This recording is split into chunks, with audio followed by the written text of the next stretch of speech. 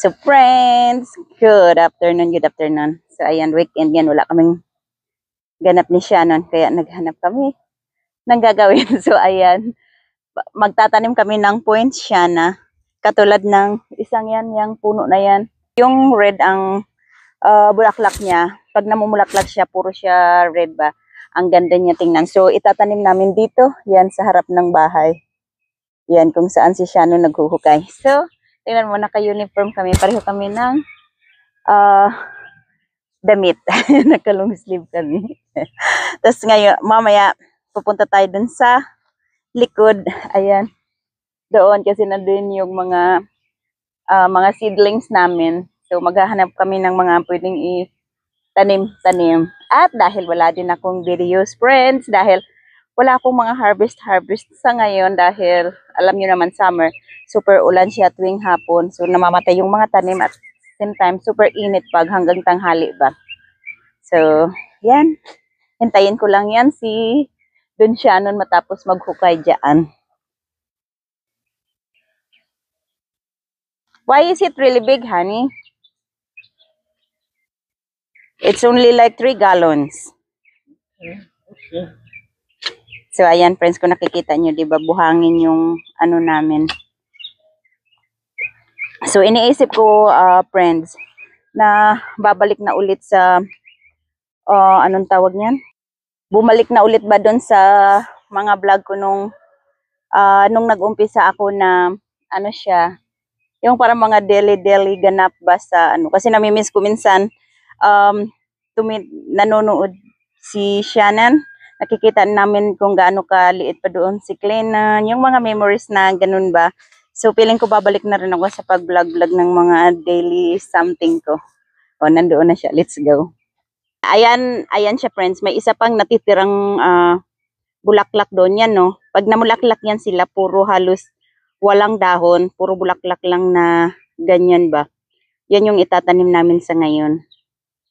Yan, ayan yung medyo malaking puno natin dito sa may likod ba. Yan, so nandoon na si Shannon. Let's go. Tsaka maganda rin siya gawing lilim. Tingnan nyo, di ba? Lilim siya dito kahit super init.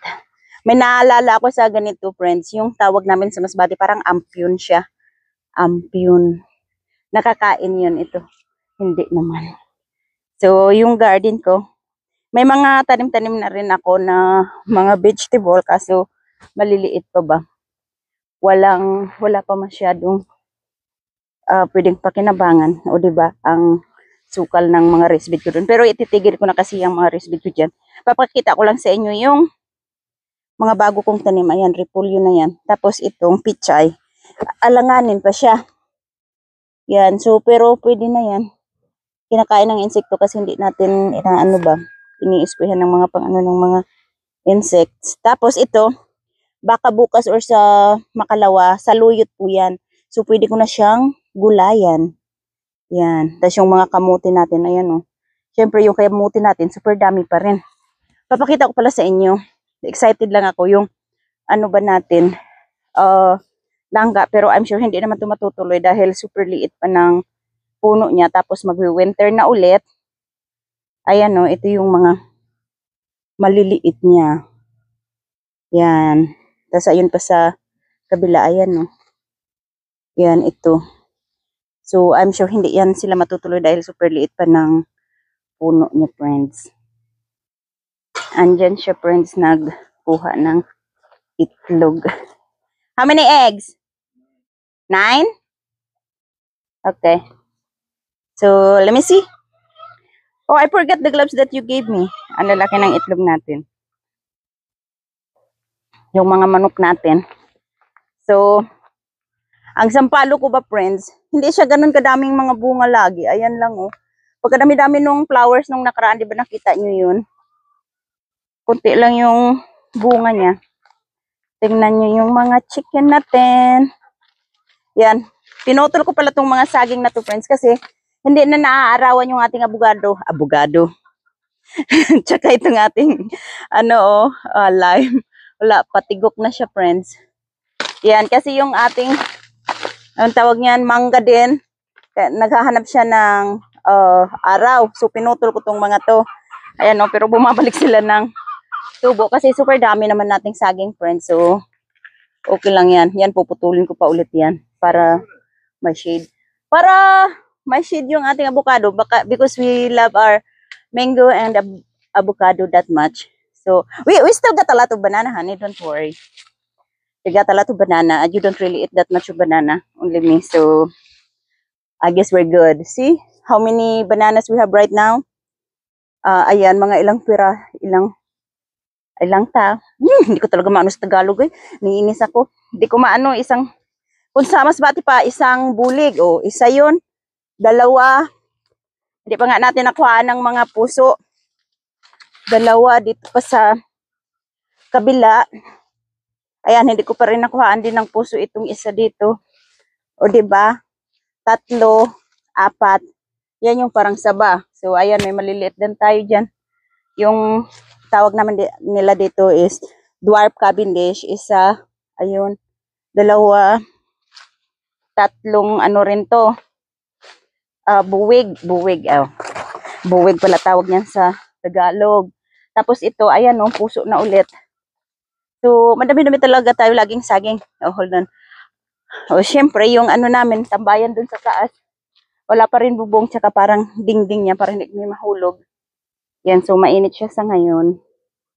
And, update sa ating nyog. Ayan, isa pa rin, hindi pa rin siya bumubuka yung tayuak. Ayan, no. Yan, so, hold on. Let me check the atis. If there's ripe. Wait for me, okay? Ilaw pa yan dyan. Dito. Yung mga patula ko, friends, ano ko na rin siya. Trim. Kasi naanuhan niya tong Jamaican apple natin. Natatabunan. So, gumapang na lang yung iba. Check ko lang yung atis natin, han, if we have some. Ito, rolling niya. Wala siya bunga. Ito yung atis. Oh, pwede na to. Yan, kukunin natin yan. Mamaya ula lang akong pruning shear. Ito rin, pwede na rin yan. Harvest natin yan mamaya. Oh, shoot! Honey! We didn't check this yesterday. Sayang. Ang laki pa man din. Ang tamis-tamis pa man din ito. Yan. So, ayun pa isa. Pwede na din ito. Pwede na to. Kainin natin. Aha. Kailangan talaga. Yan, sandali. Kain tayo. Ito pang dalawa. Ready na rin. Ayan, sandali lang, friends. Ayan, friends, yung atis natin. So, dito na lang ako ulit nito nakatikim sa Florida, friends. Oh, dito pala yung camera. Kasi ang tagal-tagal nito sa Pilipinas, maliliit pa kami noon. Ayan. Ang tamis-tamis niya. Super.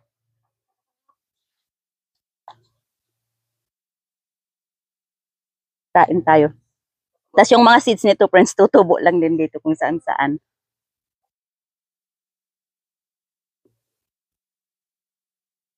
So, ayan, friends.